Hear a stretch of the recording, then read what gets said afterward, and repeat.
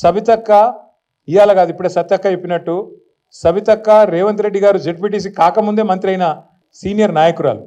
అట్లాంటి సీనియర్ నాయకురాలకి నిన్న మహేశ్వరం నియోజకవర్గంలో ఓడిపోయినమో కృషి మీద కూర్చోబెడతారట, గెలిచిన వాళ్ళని మాత్రం కింద కూర్చోవన్నట్టు మనం పిచ్చోళ్ళక వాడు కారు అట్లు ఇస్తుంటే వాడు ఇంకోటి చేస్తుంటే పోజులు కొడుతుంటే మనం చూడాలంట. అక్క ఏమనలే పాపం, కానీ కార్యకర్తలు ఊరుకుంటారా? ఊరుకోరుగా. అరే మా మేడంకి అవమానం జరుగుతుందని లొల్లి పెడితే ఇలా హోంమంత్రిగా పనిచేసిన అక్క మీదకి గింతంత పోలీసు వాళ్ళు ఎగిరిపోయి రెచ్చిపోయి మాట్లాడుతూ ఉన్నాడు.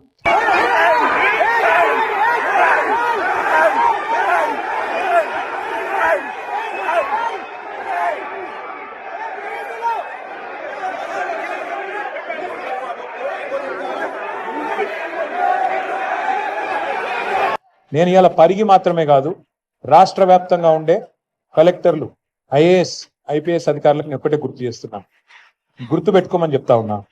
ఇలా మీరు పచ్చి అబద్ధాలు ఆడుతూ ఉన్నారు ఐఏఎస్ అధికారులు కూడా. మొన్న ఇక్కడ చూసిన నేను ఖైరతాబాద్ లో ఒక ఐఏఎస్ అధికారి ఒక ఐపీఎస్ అధికారి ఇద్దరు చిలక పలుకులు వలుపుతున్నారు. ఏమని? 10 ఏళ్లలో ఒక్క రేషన్ కార్డు ఇయ్యలే, కాంగ్రెస్ వాళ్ళు మాట్లాడినట్టు మాట్లాడుతున్నారు. నేను వాళ్ళందరికీ ఒకటే చెప్తా ఉన్నా, ఎక్కువ టైం లేదు, 2-2.5 ఏళ్లలో మళ్ళా మేమే వస్తున్నాం. ఎవరైతే ఎగిరెగిరి పడుతుండ్రో, ఎవరైతే అతి చేస్తుండ్రో, ఎవరైతే రేవంత్ రెడ్డి కంటే ఎక్స్ట్రాలు చేస్తున్నారో వాళ్ళందరికీ నేను ఒకటే మాట చెప్తున్నా. నేను ఇదివరకు కూడా చెప్పినా, మళ్ళీ కూడా చెప్తున్నా, బరాబర్ ప్రతి పేరు రాసి పెట్టుకుంటాం, ప్రతి ఒక్కరి మాటలు యాది పెట్టుకుంటాం. ఇదివరకు లెక్క మాత్రం ఈసారి ఉండదు, అన్ని లెక్కలు హిసాబ్ కితాబ్ సెటిల్ చేసే బాధ్యత నాది.